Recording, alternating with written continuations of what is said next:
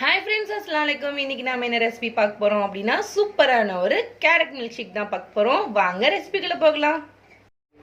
இதுக்கு ஃபர்ஸ்ட் தேவையானது ஒரு 4 கேரட் எடுத்துக்கலாம். தோல் சீவி எடுத்துக்கிட்டோம். இது நல்ல பொடியா நறுக்கி நம்ம பெரிய ஜார்ல போட்டுக்கலாம். பார்த்தீங்கன்னா நல்ல பொடியா 4 கேரட்டையும் சாப் பண்ணி நம்ம மிக்ஸி ஜார்ல போட்டுக்கிட்டோம். பெரிய ஜார்ல போட்டுக்கோங்க.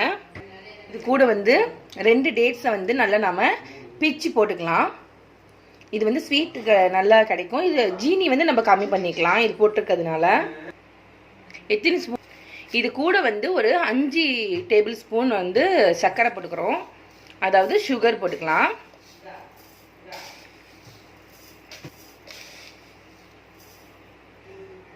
அதுக்கு அடுத்தது இது கூட கொஞ்சமாக கண்டென்ஸ் மில்க் சேர்த்துக்கலாம். இதுவும் நம்மளுக்கு சுகருக்காக தான் சேர்க்குறோம். கொஞ்சமாக கண்டென்ஸ் மில்க் சேர்த்துக்கலாம்.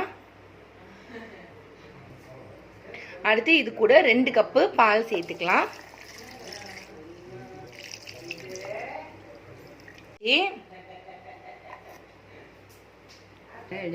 இப்போ நாம இதை க்ளோஸ் பண்ணிட்டு நல்லா மிக்சியில அடிச்சுட்டு வந்துடலாம். இப்போ நம்மளோட சூப்பரான கேரட் ஜூஸ் ரெடி ஆயிடுச்சு. இது ஜூஸ்ன்னு சொல்கிறத விட ஸ்மூதின்னு சொல்கிறதே நல்லாயிருக்கும். செம்மையாக இருந்துச்சு. இந்த சம்மரில் இந்த மாதிரியான ஒரு ஹெல்த்தியான ட்ரிங்க் குடிக்கிறது ரொம்பவே உடம்புக்கு நல்லது, குழந்தைங்களுக்கும் ரொம்ப நல்லது.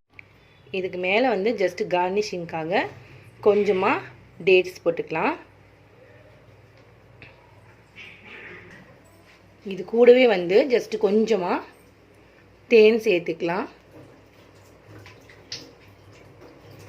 தேன் சேர்க்கறதுனால ஒரு ரிச்சான டேஸ்ட் கொடுக்கும்.